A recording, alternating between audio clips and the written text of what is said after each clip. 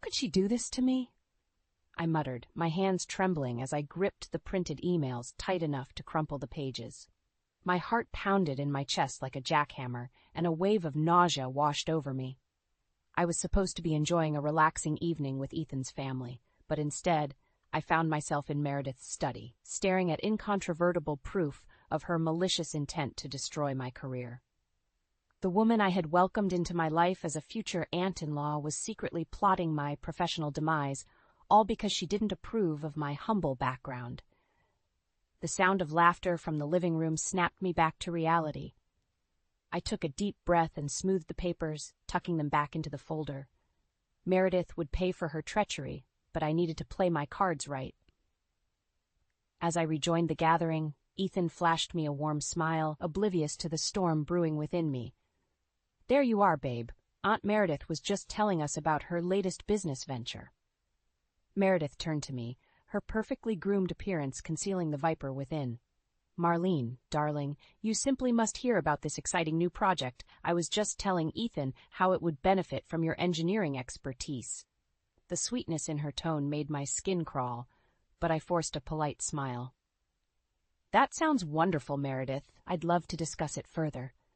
Her calculating gaze met mine, and I swear I could see the wheels turning in her devious mind. Little did she know I was already plotting my counterattack. "Of course, dear, but first, a toast." Meredith raised her glass, and the others followed suit. "To family and the bright future ahead for you and Ethan." As the crystal clinked, I lifted my glass, my eyes locked on Meredith's. "To family," I echoed, my voice dripping with unspoken venom. The battle lines were drawn. Meredith had declared war, but she had no idea what she was up against. I was no wilting flower, and by the time this was over, her pristine reputation would lie in tatters. Ethan's hand found mine, giving it a gentle squeeze. "You okay?" he whispered, his brow furrowed with concern. I leaned in and planted a tender kiss on his cheek. "Never better," I lied, squeezing his hand back. This was only the beginning. Meredith's downfall would be my greatest achievement, and I would savor every moment of her undoing. She had awoken a fury within me that would not be sated until justice was served. The grand ballroom sparkled with opulence, crystal chandeliers casting a warm glow over the impeccably dressed guests. But beneath the glamour, a sinister undercurrent rippled, one that threatened to upend the entire evening. "Marlene, darling, you look ravishing." Meredith cooed as she approached, her ruby-red lips curled into a saccharine smile. "Though I must say, that dress seems a tad understated for such an occasion." My fingers tightened around the champagne flute, the urge to hurl it at her smug face nearly overwhelming me. But I reined in my fury, forcing a tight-lipped smile. "Why, thank you, Meredith. I prefer to let my inner beauty shine." Her eyes narrowed ever so slightly, and I could practically see the wheels turning in her devious mind. Inner beauty? How quaint. Before I could respond, Ethan appeared at my side, slipping an arm around my waist. "There you are, babe. Doesn't she look stunning, Aunt Meredith?" Meredith's gaze flickered between us, her false smile unwavering. "Of course, dear, though I can't help but wonder if that modest little number was perhaps ill-advised for tonight's festivities." My grip on the flute tightened further, the crystal digging into my palm. Ethan, bless his oblivious heart, simply chuckled. "Nonsense, Aunt Meredith. Marlene's beauty shines through no matter what she wears." He leaned in, brushing a tender kiss against my cheek. "You're the most gorgeous woman here." For a fleeting moment, I allowed myself to bask in his affection, pushing aside the tempest of rage simmering within me. But Meredith's pointed clearing of her throat shattered the tranquility. "Well, we mustn't keep the guests waiting any longer," she declared, her tone cloyingly sweet. "Shall we make our grand entrance?" Ethan beamed, ushering us toward the ballroom doors. As we stepped into the spotlight, a hush fell over the crowd, and I plastered on my brightest smile, determined to play the role of the blushing bride-to-be. But as Meredith took the microphone, her perfectly manicured talons curling around the stem, I knew the real battle was only just beginning. "Friends, family, esteemed guests," she began, her voice ringing out over the hushed ballroom. "We gather here tonight to celebrate the union of my beloved nephew, Ethan, and his fiancée, Marlene."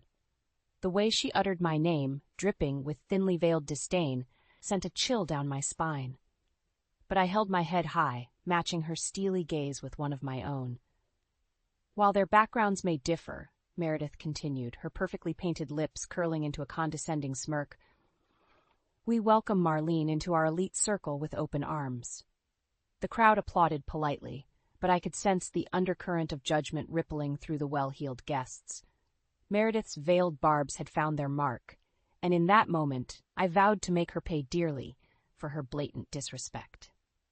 As the evening wore on, I played the part of the gracious future bride, schmoozing and mingling with the upper crust while silently cataloging every slight, every dismissive glance, and every backhanded compliment hurled my way. Little did they know, their contempt only fueled the fire burning within me. By the time the night drew to a close, I had amassed an arsenal of grievances, each one stoking the flames of my vengeful fury. Meredith had thrown down the gauntlet, challenging me to rise above my humble roots. Little did she realize I was more than ready to meet her challenge head-on, and when the dust settled, her precious elite circle would crumble at my feet. The sleek office tower loomed before me, its gleaming glass facade a testament to the power and prestige it housed. But as I strode through the revolving doors, my heart pounded with a mixture of dread and determination. "Good morning, Miss Carter," the receptionist greeted me with a polite smile. "Mr. Holbrook is expecting you in his office." I nodded curtly, my throat constricting as I made my way down the familiar hallway. This was the path I'd walked countless times, my heels clicking against the marble floors with purpose and pride. But today, an ominous cloud hung overhead, casting a shadow over my once bright future. Steeling myself, I rapped my knuckles against the imposing oak door. "Come in." The gruff command echoed through the wood, and I took a steadying breath before entering. Jack Holbrook, my former boss, sat behind his massive desk, his brow furrowed as he shuffled through a stack of papers. "Have a seat, Marlene." The use of my first name sent a chill down my spine. This wasn't a friendly chat. This was the executioner's block. I lowered myself into the plush leather chair, my spine ramrod straight as I met his gaze head-on. "You wanted to see me, sir?" Holbrook's expression remained impassive as he slid a folder across the desk. "These are the reports detailing your recent project failures, costly oversights, missed deadlines, shoddy workmanship, the list goes on." My heart stuttered in my chest as I flipped through the pages, a mixture of confusion and disbelief washing over me. "But these can't be right. I've triple-checked every calculation, every specification. My work has been exemplary." "That's not what the numbers show," Holbrook countered, his tone clipped and professional. "Nor is it the assessment of our Corporate Oversight Committee." The mention of the infamous committee, a shadowy cabal of faceless executives, sent a shiver down my spine. I opened my mouth to protest, but Holbrook raised a hand, effectively silencing me.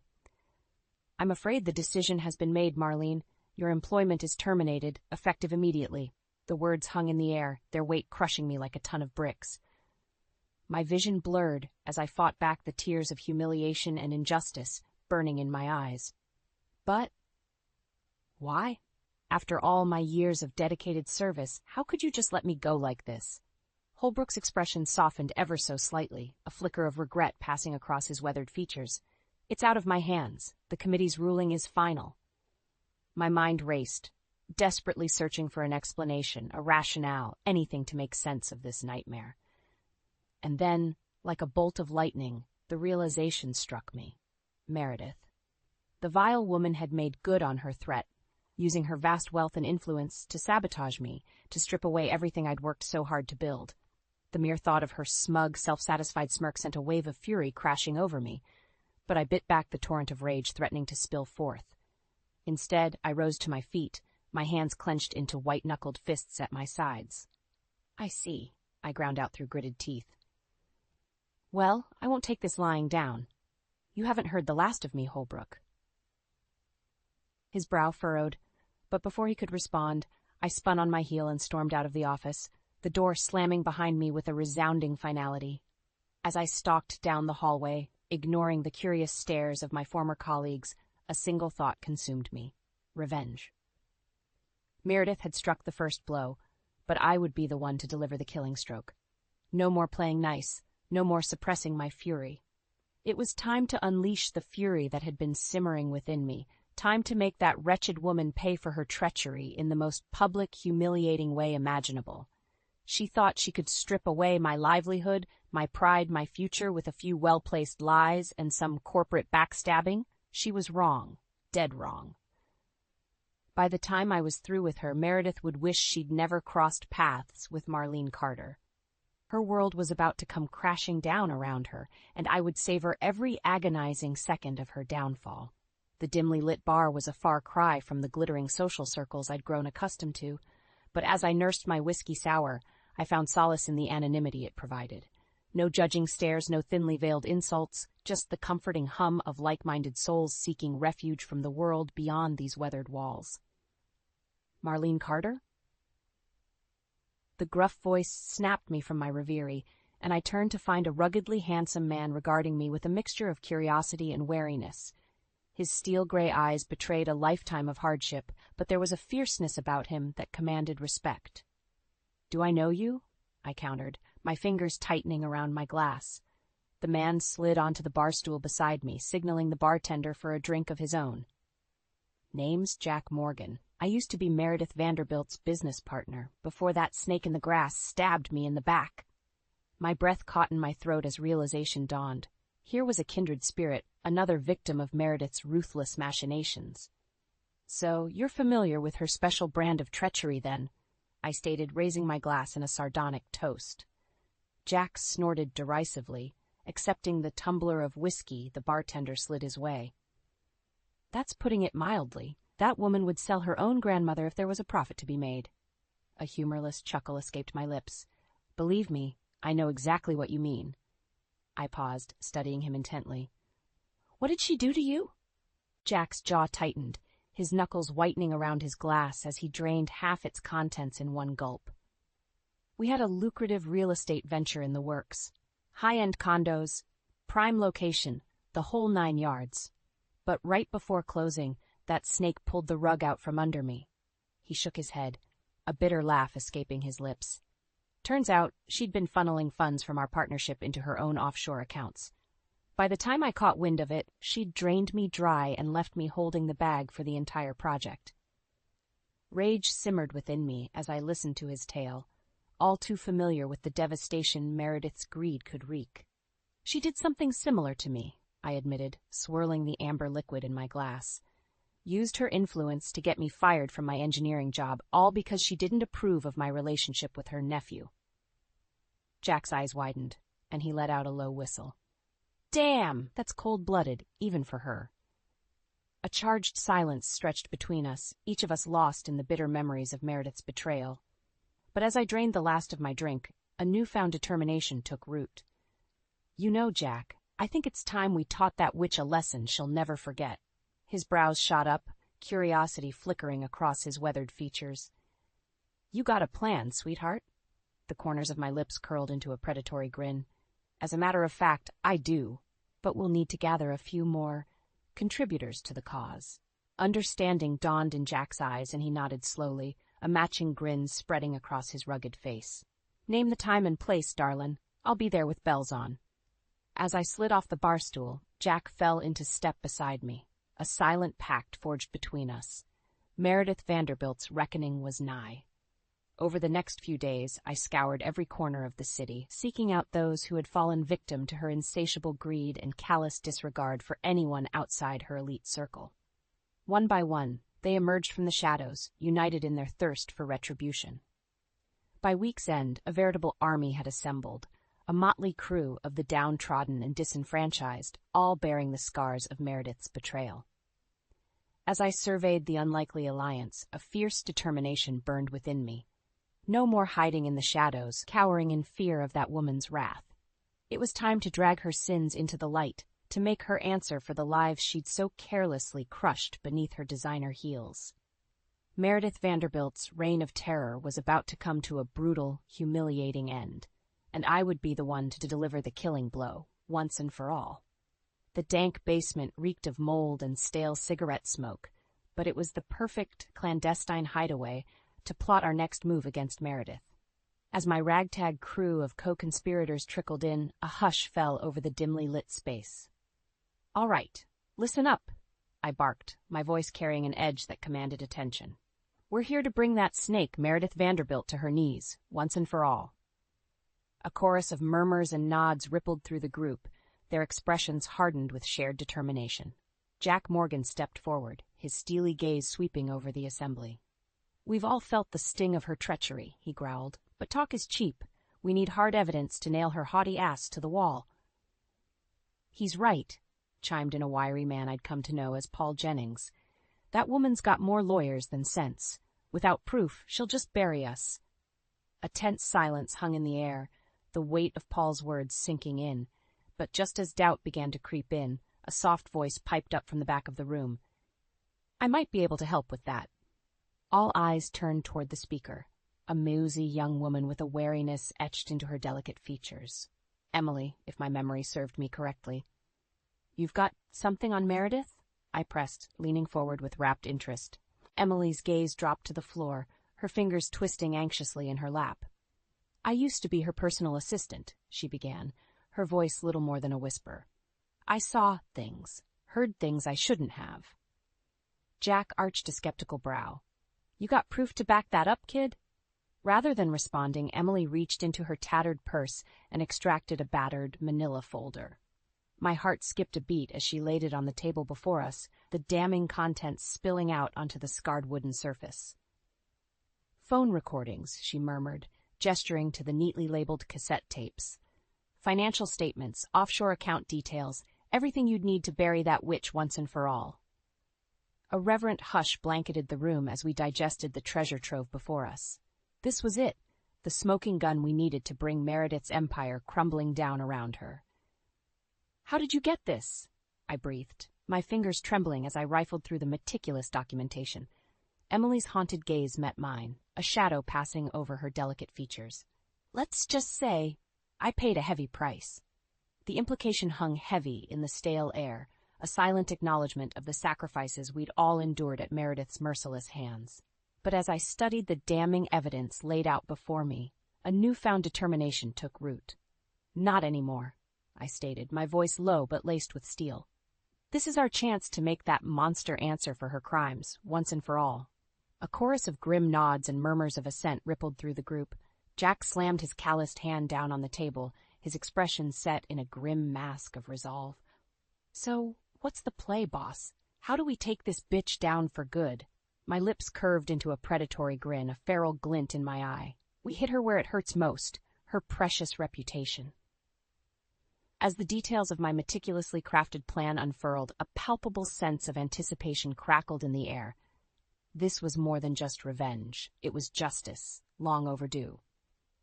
Meredith Vanderbilt had reigned over her ivory tower for far too long, lording her wealth and status over those she deemed inferior. But her reign of terror was about to come to a brutal, humiliating end. By the time we were through with her, that smug, self-satisfied sneer would be wiped from her perfectly Botoxed face for good. She would know the sting of public shame, the bitter taste of karmic retribution. And as for me, I would savor every agonizing second of her downfall, reveling in the sweet nectar of hard-won vengeance. After all, the best revenge is that which is served piping hot straight from the ashes of a life in ruins. The grand ballroom shimmered with opulence, crystal chandeliers casting a warm glow over the impeccably dressed guests. But beneath the veneer of wealth and status, a storm was brewing, a reckoning that would shake the very foundations of Meredith Vanderbilt's gilded empire. As I slipped through the crowd, a flute of champagne in hand, my gaze settled on the woman of the hour. Meredith held court at the center of the room, resplendent in a designer gown that likely cost more than most people's annual salaries. Her perfectly coiffed blonde tresses and immaculate makeup did little to conceal the avarice simmering behind her icy blue eyes. "Marlene, darling," she trilled, that saccharine smile plastered across her expertly Botoxed features. "So good of you to join us." I forced a tight-lipped smile, nodding in greeting as I sidled up beside her. "Wouldn't miss it for the world, Meredith. After all, it's not every day one gets to bask in the radiance of New York's elite." So her tinkling laugh grated on my nerves like nails on a chalkboard, but I schooled my features into a mask of polite amusement. Little did she know, the game was already afoot. As the evening progressed, I kept a watchful eye on my co-conspirators, scattered strategically throughout the ballroom. Jack Morgan caught my gaze from across the room, giving me the slightest of nods, a silent signal that all was in readiness. My heart thrummed with anticipation as I awaited the appointed hour, sipping my champagne and exchanging pleasantries with the well-heeled guests. But when the grand clock chimed midnight, a hush fell over the revelry. It was time. Clearing my throat, I tapped my glass with a fork, the ringing sound cutting through the silence like a knife. All eyes swiveled in my direction, curiosity and disdain warring on the faces of Meredith's elite circle. "If I could have everyone's attention, please," I began, my voice ringing out with a confidence I didn't truly feel. "There's something you all need to see." With a subtle nod, the lights dimmed and a massive projection screen flickered to life behind me. Gasps and murmurs rippled through the crowd as the first image appeared, a candid shot of Meredith, cold hard cash spilling from her perfectly manicured hands. "What is the meaning of this?" she sputtered, her perfectly sculpted features contorting with outrage. I merely arched a brow, turning to face the screen as the incriminating evidence began to unspool in vivid detail. Bank statements, offshore accounts, footage of backdoor dealings, a veritable treasure trove of Meredith's misdeeds, laid bare for all to see. With each damning revelation, the ballroom descended deeper into chaos. Shouts and accusations rang out, punctuated by Meredith's increasingly shrill denials. But the pièce de résistance was yet to come. As the final audio recording crackled to life, a deathly hush blanketed the room. Meredith's own voice, smug and condescending, filled the cavernous space. "And once that little nobody is out of the picture, the company will be ours for the taking. Just a few more well-placed lies, and she'll be finished." The color drained from Meredith's face as the recording played on, detailing her insidious plot to systematically dismantle my career, my life, all for the sake of greed and status. Silence reigned in the wake of the final damning words. All eyes turned toward the disgraced socialite, her perfectly sculpted facade crumbling before our very eyes. In that moment, I relished the look of abject horror etched into her features. The mighty Meredith Vanderbilt, brought low by the very transgressions that had once elevated her to the pinnacles of power. As the whispers and murmurs swelled, I stepped forward, drawing myself to my full height. "The game is up, Meredith," I declared, my voice ringing out over the chaos. "Your reign of terror ends tonight." Her gaze met mine, a maelstrom of fury and disbelief swirling in those icy depths. But I held her stare, unflinching, as the crowd closed in around us. A pack of wolves descending upon their fallen prey. In that moment, I knew the sweet taste of victory, of hard-won vengeance. Meredith's world was crumbling around her, and I would savor every agonizing second of her descent into disgrace. This was more than just retribution. It was justice, long overdue. And as the once mighty Meredith Vanderbilt was led away in shame, I couldn't help but let a triumphant smile spread across my lips. The Queen was dead. Long live the new reign. The air hung thick with tension in the wake of Meredith's very public undoing. As the disgraced socialite was led away by security, her perfectly coiffed veneer in shambles, a deafening silence blanketed the ballroom. I stood rooted in place, my chest heaving with a mixture of triumph and disbelief. For so long I had dreamed of this moment. The day when Meredith Vanderbilt's reign of terror would finally come crashing down around her. And now, it was a reality. Slowly, the stunned guests began to stir, whispers and murmurs rippling through the crowd like the first tremors of an approaching storm. All eyes turned toward Ethan and his family, their expressions ranging from shock to outright horror. Ethan's mother, Evelyn, was the first to break the silence, her trembling voice cutting through the tension like a knife. "Ethan," she stammered, her perfectly made-up features ashen. "Did you know about this?" Ethan could only shake his head mutely, his eyes wide and haunted as the weight of his aunt's betrayal settled over him like a shroud. "Of course he didn't," I interjected, stepping forward to stand at his side. "Meredith's lies and manipulation have poisoned this family for far too long." Evelyn's gaze snapped to me, a flicker of anger burning behind her eyes. "And I suppose you're the innocent party in all this?" I met her accusatory glare head-on, unwavering. "I'm the one who exposed the truth that your precious Meredith has been bleeding this family dry for years." A hushed gasp rippled through the crowd, and I could see the horror dawning on Evelyn's face as the realization set in. Her carefully curated world was crumbling, the cracks in the foundation laid bare for all to see. Ethan's father, Richard, stepped forward, his expression thunderous. "How dare you come into our home and make such slanderous accusations?" His anger rolled off him in waves, but I held my ground, emboldened by the knowledge that I held the moral high ground. "It's not slander if it's the truth," I countered, my voice ringing out over the stunned silence. "Everything you saw tonight came straight from Meredith's own mouth, her own bank accounts." As if on cue, Jack Morgan emerged from the crowd, the damning evidence clutched in his weathered hands. "We've got the receipts, pal," he growled, tossing the files onto the nearest table with a resounding thud. "Your aunt's been running a game on you for years, and you were too blind to see it." Richard's face contorted with rage, his fists clenching at his sides. But before he could unleash his fury, Ethan's voice cut through the tension, soft but laced with steel. "Enough." All eyes turned toward him, drawn by the quiet authority in that single word.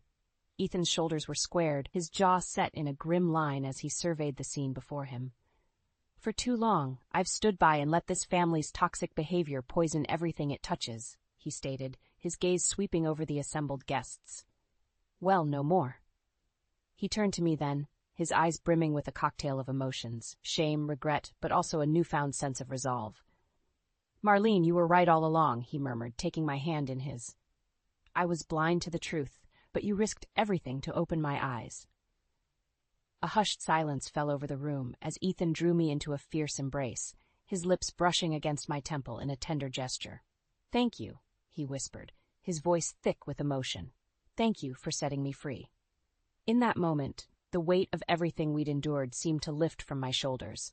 The battles had been fought, the war won, and in the end, our love had emerged victorious. As I returned Ethan's embrace, I caught a glimpse of Meredith over his shoulder. Her immaculate facade was shattered, her perfectly sculpted features twisted into a mask of impotent rage. Our eyes met, and in that fleeting moment, I saw the bitter truth laid bare. She had lost her power, her wealth, her stranglehold over this family. And as the security guards hauled her away, I couldn't help but savor the sweet taste of her comeuppance. The mighty Meredith Vanderbilt had fallen, and from her ashes, a new beginning would rise, one built on truth, love, and the unbreakable bonds of family forged by fire. This was more than just revenge. It was deliverance, a chance to shed the toxic legacy of the past and embrace a future untainted by greed and deceit. And as Ethan's family slowly began to rally around us, their eyes filled with newfound clarity, I knew that our greatest victory lay not in Meredith's downfall, but in the healing that would follow in its wake. The weight of Meredith's treachery had finally been lifted, but the path forward was still shrouded in uncertainty. As Ethan and I stood side by side, surveying the wreckage of his once pristine family empire, a heavy silence hung in the air. "What happens now?" Ethan's voice was little more than a whisper, laced with a mixture of relief and trepidation. I turned to face him, my hand finding his in a reassuring squeeze. "Now we pick up the pieces and build something better, something stronger than anything Meredith could have ever imagined." A flicker of hope kindled in his eyes, and he nodded slowly, his grip tightening around my fingers. "You're right," he murmured. "We can't undo the past, but we can forge a new path, one free from her toxic influence." A soft cough interrupted our moment, and we turned to find Ethan's father, Richard, regarding us with a guarded expression. "Son," he began, his voice thick with emotion, "I owe you both an apology." Ethan stiffened beside me, but I gave his hand a gentle squeeze, silently urging him to hear his father out. Richard's gaze dropped to the floor, shame etching deep lines into his weathered features. "For too long, I turned a blind eye to Meredith's machinations. I allowed her greed and ambition to poison this family, all in the name of preserving our legacy." He raised his eyes to meet ours, and I was struck by the raw vulnerability shining there. "But you, Marlene, you had the courage to stand up to her, to expose the truth we were all too afraid to face." He exhaled a shaky breath. "Thank you for setting us free." The sincerity in his words hung heavy in the air, and I could see the weight of years of oppression lifting from Ethan's shoulders. Slowly, He nodded, accepting his father's apology with a quiet grace. "It's going to take time to heal," he acknowledged. "But we have a chance now. A chance to rebuild on a foundation of honesty and trust." Richard's lips curved into a tentative smile, and he extended a hand toward me. "Then let's start anew as a family, all of us together." I accepted his proffered hand, sealing the pact with a firm shake. In that moment, I felt a profound sense of clarity. This was more than just the end of Meredith's reign. It was the beginning of a new era, one built on the bonds of love and the unshakable strength of unity. Over the next few weeks, Ethan and I watched as the remnants of Meredith's empire crumbled around us. Lawsuits were filed, assets were seized, and the once mighty Vanderbilt name became synonymous with shame and disgrace. But through it all, we stood resolute, determined to rise from the ashes and forge a path untainted by greed or manipulation. With the help of our newfound allies, Jack, Emily, and the others who had suffered at Meredith's hands, we set about rebuilding, not just a business, but a legacy built on integrity and honor. Gone were the days of backroom deals and underhanded tactics. In their place, we ushered in an era of transparency and ethical practices, determined to prove that success could be achieved through hard work and unwavering principles. And as our fledgling enterprise began to take flight, something even more profound took root: the healing of a family long fractured by Meredith's poisonous influence. Ethan's parents, once so deeply entrenched in the toxic culture of wealth and status, found solace in our new way of life. Gone were the extravagant parties and ostentatious displays of excess, replaced by quiet family dinners and heartfelt conversations. It was during these moments, as we gathered around the table, sharing laughter and rekindling the bonds that had been strained to the breaking point, that I truly understood the depth of our victory. We had not only defeated Meredith's schemes, we had triumphed over the very ideals she held so dear: greed, status, and the relentless pursuit of power at all costs. In their place, we had cultivated something far more precious: a life rooted in love, honesty, and the unbreakable strength of family. As I looked around the table, taking in the smiles and the easy camaraderie, I knew that this was just the beginning. The road ahead would be paved with challenges and obstacles, but we would face them together, united by the bonds we had forged in the fires of adversity.